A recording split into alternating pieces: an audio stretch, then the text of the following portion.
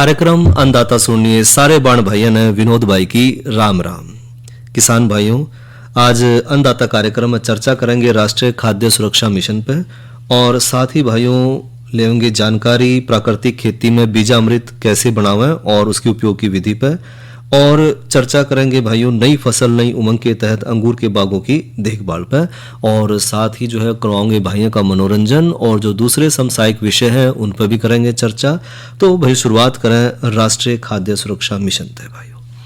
किसान भाइयों, राष्ट्रीय खाद्य सुरक्षा मिशन जो है वो केंद्रीय कृषि और कल्याण मंत्रालय के लोकसभा के जो लिखित जवाब है उनमें राष्ट्रीय खाद्य सुरक्षा मिशन में हुई जो प्रगति है उसमें एक महत्वपूर्ण जानकारी प्रदान करी गई है। और जो राष्ट्रीय खाद्य सुरक्षा मिशन है वो केंद्र प्रायोजित एक योजना है जिसकी शुरुआत वर्ष 2007 में राष्ट्रीय विकास परिषद की कृषि उप समिति की सिफारिशों के आधार पर करी गई थी। और इस समिति ने भाइयों बेहतर कृषि विस्तार सेवाओं, प्रौद्योगिकी हस्तांतरण और विकेंद्रीकृत योजना की आवश्यकता पर बल दिया, और इसका परिणाम भाइयों ये निकला कि जो राष्ट्रीय खाद्य सुरक्षा मिशन है उसको एक मिशन मोड कार्यक्रम के रूप में संकल्पित किया जा सका। और इसका जो मुख्य क्षेत्र है, मुख्य जो काम है वो है मुख्य रूप से चावल, गेहूं, दलहन जैसी जो लक्षित फसल है उनके उत्पादन में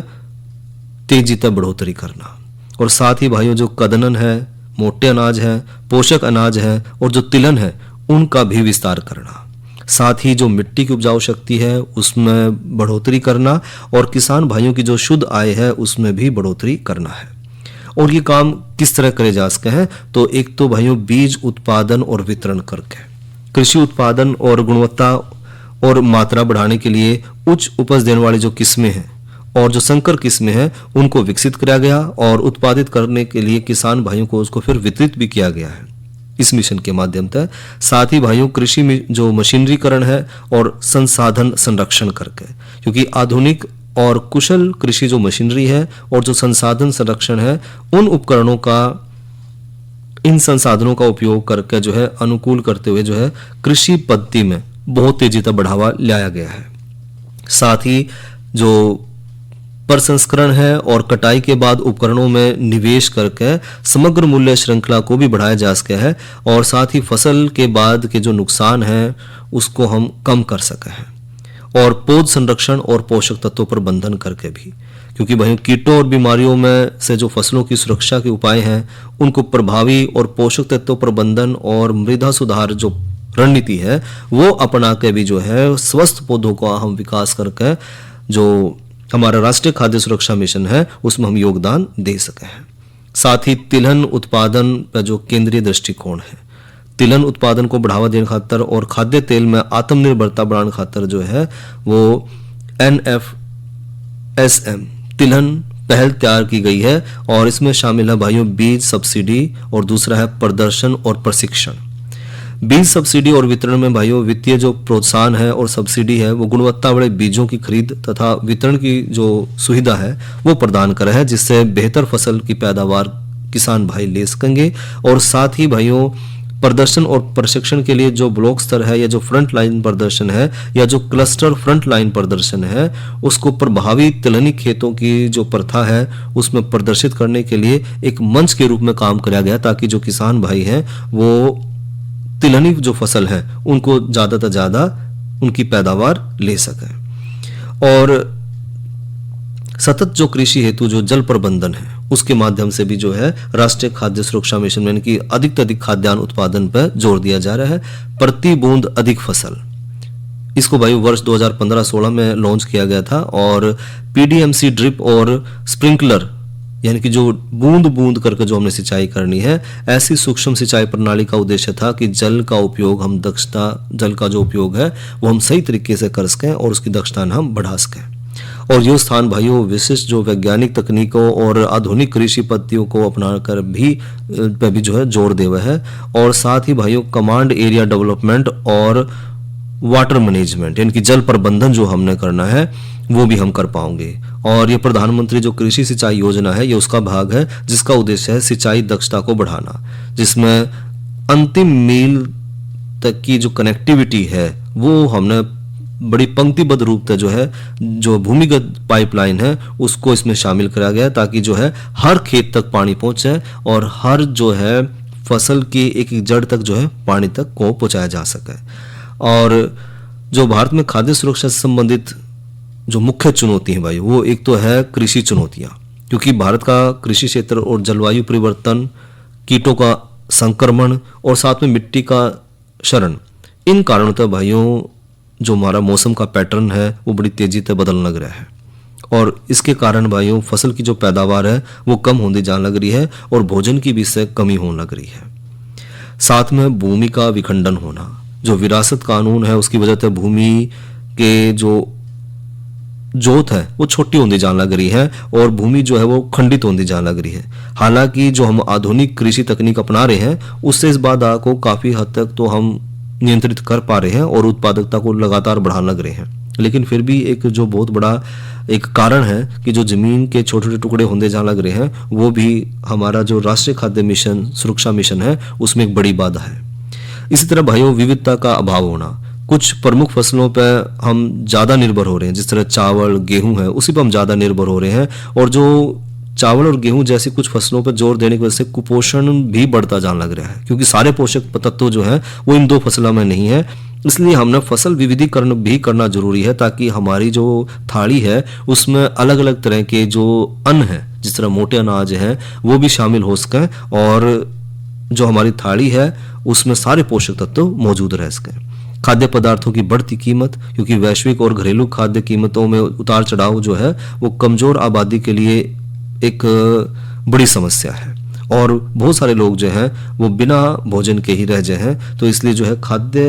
राष्ट्रीय खाद्य सुरक्षा मिशन का मुख्य उद्देश्य है कि हर इंसान को जो है खाने के लिए भोजन मिल सके और उसके पेट तक जो है भोजन पहुंच पावे। तो भैया ये तो हमने करी चर्चा राष्ट्रीय खाद्य सुरक्षा मिशन पे। हरियाणा से नशा मिटाना है और प्रदेश वासियों को चुस्त दुरुस्त एवं तंदुरुस्त बनाना है। इसी उद्देश्य के साथ हरियाणा से नशा खत्म करने और युवाओं में ऊर्जा का एक नया जोश भरने के लिए हरियाणा सरकार करवा रही है साइक्लोथॉन का आयोजन, जिसका एकमात्र उद्देश्य है प्रदेश वासियों को नशा मुक्ति अभियान के तहत जागरूक करना। इस साइक्लोथॉन अभियान की शुरुआत 5 अप्रैल को हिसार से होगी और समापन 27 अप्रैल को सिरसा में होगा। तो आप भी साइक्लोथॉन से जुड़ने के लिए हरियाणा उदय पोर्टल पर स्वयं को पंजीकृत अवश्य करें। और भाइयों खेती बाड़ी में जो है मौसम का बहुत बड़ा योगदान है। तो मौसम की बात करें तो आज का अधिकतम तापमान रहा 40 डिग्री सेंटीग्रेड और न्यूनतम तापमान रहा 24 डिग्री सेंटीग्रेड, और आने वाले कल का अधिकतम तापमान रहने की संभावना है 40 डिग्री सेंटीग्रेड और न्यूनतम तापमान रहने की संभावना है 22 डिग्री सेंटीग्रेड। और जानकारी ले भाइयों कल के कृषि कार्यक्रम की, तो कल के जो कृषि कार्यक्रम के जो विषय हैं भाइयों वो रहेंगे, कल किसान वाणी कार्यक्रम में चर्चा करेंगे किसान सुविधा ऐप पे, और आज की नसीहत के तहत चर्चा करेंगे फसल अवशेष प्रबंधन किस तरह करें, और जानकारी लेंगे भाइयों हरी खाद के महत्व और बिजाई के लिए फसलों के चुनाव पे। और भाई एक महत्वपूर्ण जानकारी, भारतीय थल सेना में अग्निवीर भर्ती स्कीम के तहत वर्ष 2025-26 के लिए हरियाणा के 6 जिलों अंबाला, कैथल, कुरुक्षेत्र, करनाल, यमुनानगर, पंचकुला और केंद्र शासित प्रदेश चंडीगढ़ के पुरुष अभ्यर्थियों तथा हरियाणा, हिमाचल, दिल्ली और चंडीगढ़ की महिला अभ्यर्थियों के लिए पंजीकरण दिनांक 12 मार्च 2025 तक जारी है, जो कि 10 अप्रैल 2025 तक जारी रहेगा। इस बार जो है पुरुष अभ्यर्थी 2 श्रेणी के लिए आवेदन कर सकते हैं। अभ्यर्थी पंजीकरण के लिए अंतिम तिथि का इंतजार ना करें। सूचना समाप्त हुई। और एक कराओ भैया का मनोरंजन, सुने रागनी। क्यों आख्या पे दरी ठेकरी,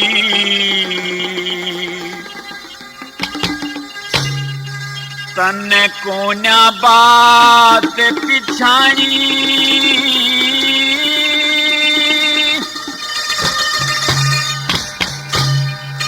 जो बेटा रो तास कंवरे और मैं मदनावत रानी, क्यों आख्या पे दरी ठेकरी, तन कोन्या बात पिछाणी, जो बेटा रो सास कमरे और मैं मैं मदनावत रानी।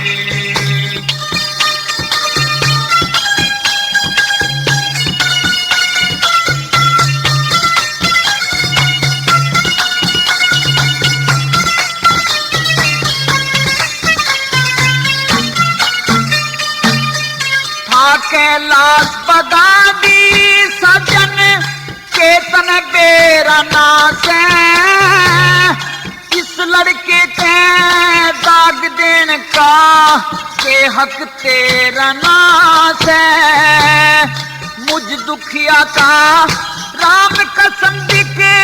कोई घर डेरा नास है। तू बाप बनन से भी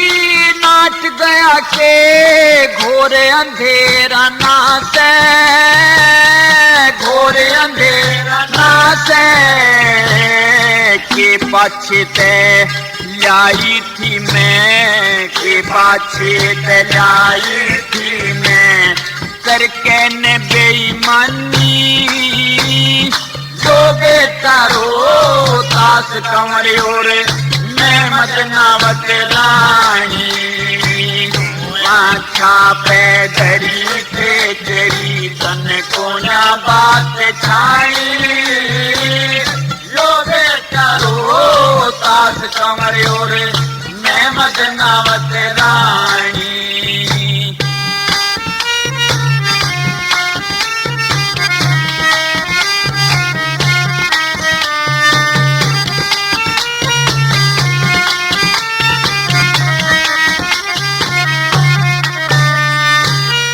हद छाती बसे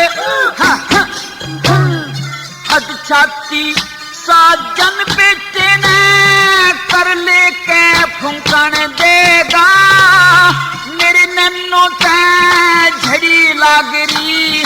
तन बे के फूंकण देगा। काले का वसूल पियादी कर ले के फूंकण देगा। पिछले जन्म का दुख सुख सारा खेके फूकण देगा खेके फूकण देगा। कदे कदे तो राज करें थे कदे कदे तो राज करें थे आज मोहताज भी रानी जो बेटा रो तास कंवरे और मैं मदनावत रानी। आँखा पे धरी ठेकरी कोना बात छानी जो बेटा रो तास कंवरे और मैं मदनावत रानी।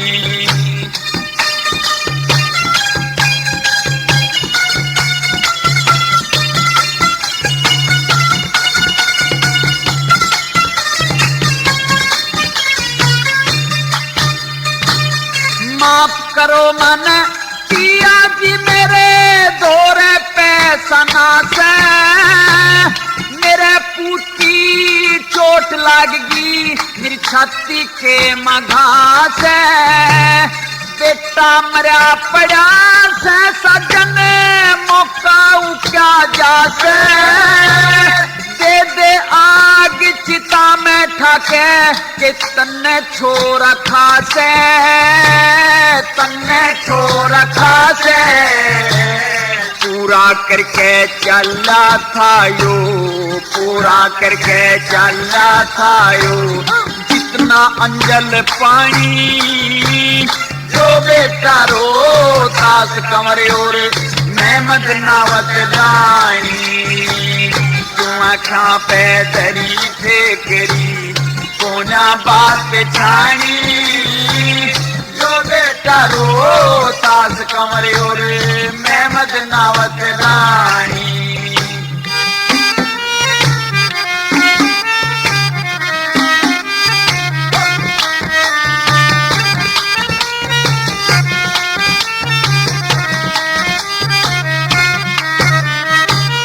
दुखता में दिखण लगी रात अंधेरी दिन की दमड़ी तक भी पास नहीं जै सच बुझे से मन की केड़े के माँ लाश लकोली जगह समझ का फन की एक चीर में नहीं सरते हाल तार ले तन की हाल तार ले तन की लक्ष्मी चंदई सुना रोवती ने लक्ष्मी चंदई सुना रोवती ने अपनी राम कहानी जो बेटा रो तास कमरे और मैं मदनावत रानी क्यों आख्या पैदरी ठेकरी कोना बात छानी जो बेटा रो तास कमरे और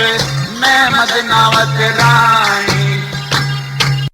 और भाइयों करें चर्चा नई फसल नई उमंग के तहत अंगूर के बागों की देखभाल पर। किसान भाइयों नए लगाए बाग में 25 से 30 ग्राम यूरिया हमने प्रति बेल के हिसाब से दूसरे हफ्ते तक डालने हैं और सिंचाई जरूर करनी है। इसके अलावा भाइयों मुख्य तने और पत्तियों के बीच से निकलने वाली टहनियों को हमने तोड़ते रहना है और बेलों की जो सिद्धि बढ़ने के लिए जो है उसमें सीढ़ी या बांस का हमने उसका सहारा देना है। साथ ही भाइयों 5 साल तो ऊपर के फल दे रहे जो पौधे हैं उसमें 340 ग्राम यूरिया और 500 ग्राम हमने पोटाशियम सल्फेट डालना है और गुड़ाई करके सिंचाई जरूर करनी है। साथ ही भाइयों 15 अप्रैल के बाद जो है सिंचाई हर हफ्ते जरूर करें क्योंकि अगर गर्मी बढ़ेगी तो हर हफ्ते हमने जो है सिंचाई करनी है। और बीज रहित अंगूर की जो किस्में हैं उससे अधिक उपज लेने खातिर भाइयों पूरी तरह फूल आ जाने की हालत में 20 ppm यानी कि 20 किलोग्राम प्रति लीटर जो है हमने GA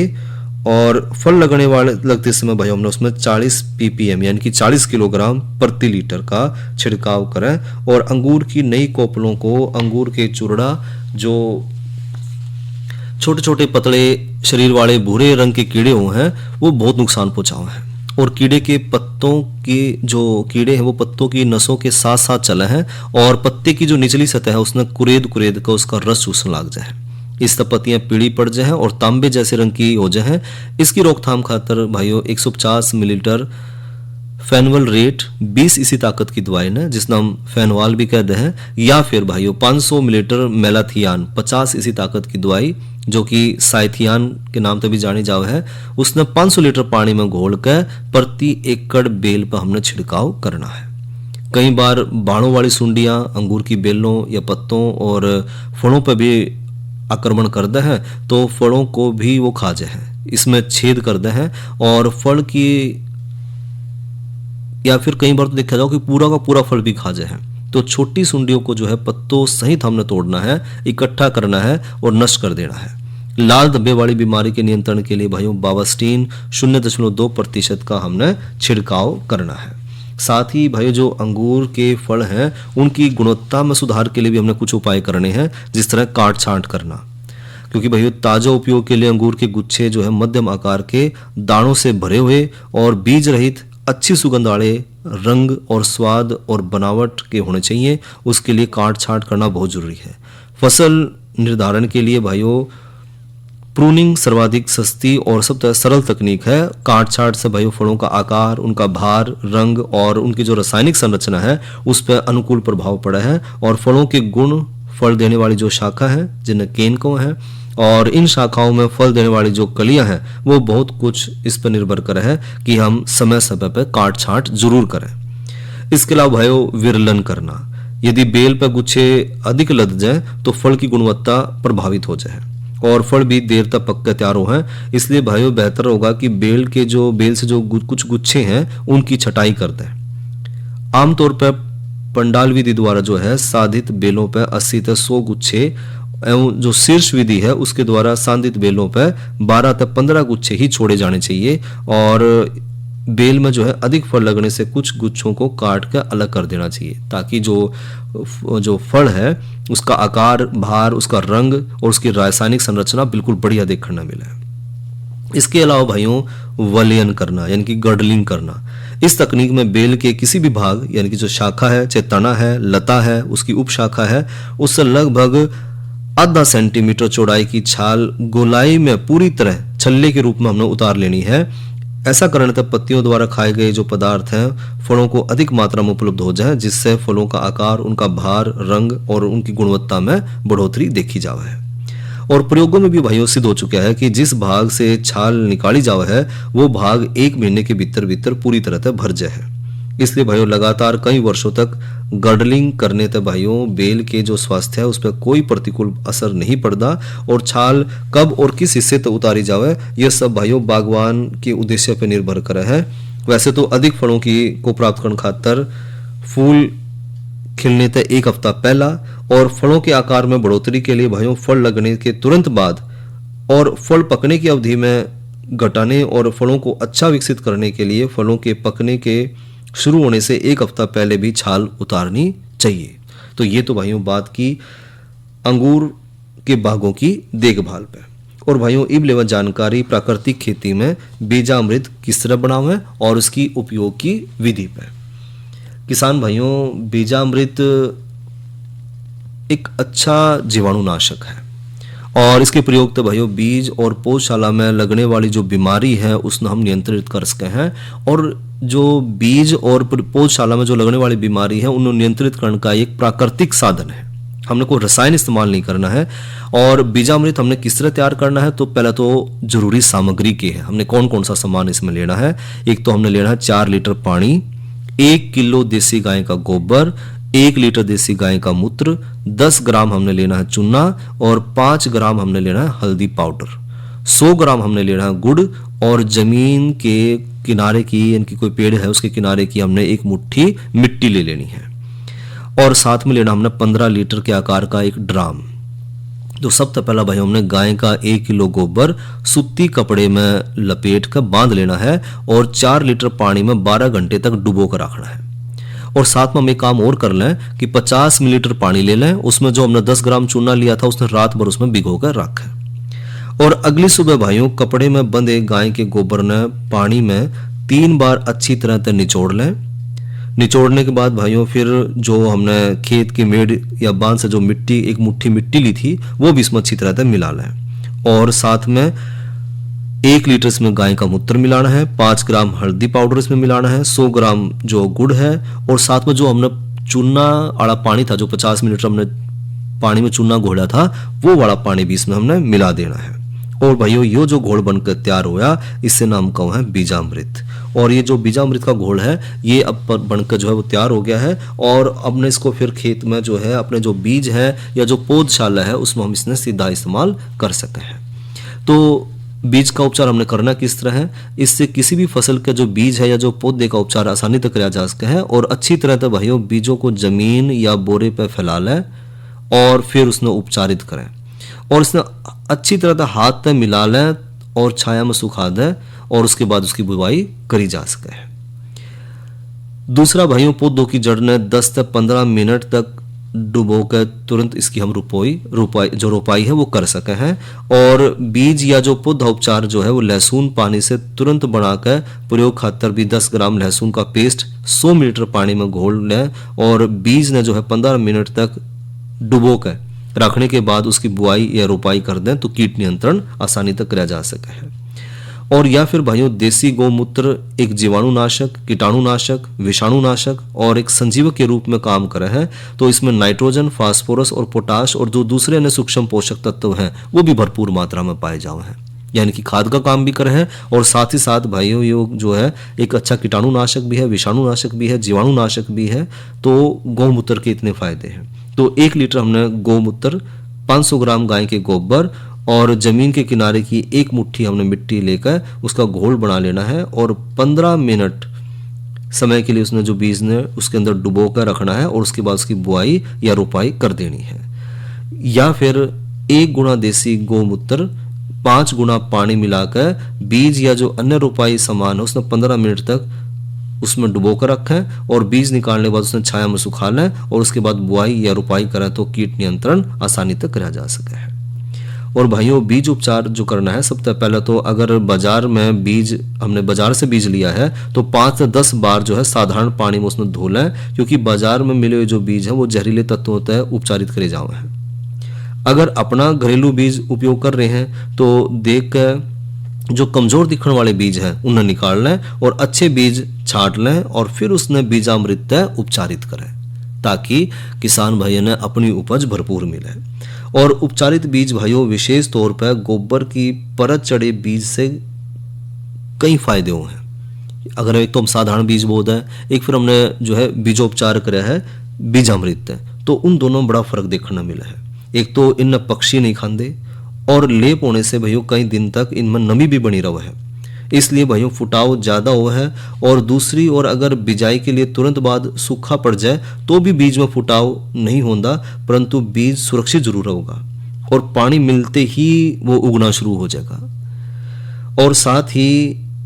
जो उपचारित बीज है उसने बोने पर दोबारा बीज बोने की हमने नौबत नहीं आती। तो सबसे बड़ा जो फायदा है अगर हमने बीज का उपचार कर लिया है बीजामृत है, तो इसका सबसे बड़ा किसान भाइयों को लाभ यही मिलेगा कि एक तो इन्हें पक्षी नहीं खाते, दूसरा लेप होने के बाद जो है कई दिनों तक इसमें नमी बनी रहेगी। अगर बारिश नहीं होती है, सूखा पड़ा है, तो भी अगर बीज का फुटाव ना भी हो तो बीज सूखेगा नहीं, उसमें नमी बनी रहेगी। और जैसे बारिश हो जाएगी तो बारिश होते ही जो है बीज में पानी मिला और पानी मिलते ही जो है बीज जो है जो उपचारित बीज है वो दोबारा उसमें फुटाव शुरू हो जाएगा, यानी कि हमने दोबारा बीज बोने की नौबत नहीं आओगी। तो ये तो हमने बात करी भाइयों प्राकृतिक खेती में बीजामृत कैसे बढ़ावें और उसकी उपयोग की विधि पे। और भाइयों प्राकृतिक खेती हो एक बहुत आज के समय की बहुत बड़ी मांग भी है, क्योंकि रासायनिक खादों का इस्तेमाल करने से जो हमारी ज़मीन की उपजाऊ शक्ति है, हमारे ज़मीन की जो भौतिक दशा है, रासायनिक दशा है, वो सारी ही बिगड़ गई है। साथ ही साथ जो हम रसायन खेतों में इस्तेमाल कर रहे हैं, चाहे वो खरपतवारनाशी हैं, चाहे वो हमारे उर्वरक हैं, वो हमारे जो भूजल है, ज़मीन के नीचे का जो पानी है उसने भी दूषित कर रहे हैं, साथ ही हमारी हवा ने भी दूषित कर रहे हैं। तो इन सब का अगर हमने बचाव करना है, अपने पर्यावरण का बचाव करना है, तो हमें प्राकृतिक खेती की तरफ बढ़ना पड़ेगा। तो प्राकृतिक खेती में एक बार शुरुआत में थोड़ा सा लगा कि भी उपज कम हुई है, लेकिन 1-2 साल के बाद जो है हमारी उपज उतनी ही हो जाए जितनी हमने रासायनिक खादों से मिलने लग रही थी, और इससे हमारी जो खाने की थाली है वो जहर मुक्त हो जाएगी और जो बीमारियां हैं उनसे भी हमारा छुटकारा हो जाएगा। तो ये तो चर्चा करी भाइयों प्राकृतिक खेती में बीजामृत कैसे बनावें और उसके उपयोग की विधि पर। और भाइयों कार्यक्रम अन्नदाता का समय यहीं तक। इसी के साथ अपने भाई विनोद ने दो इजाजत। अच्छा भाइयों, राम राम।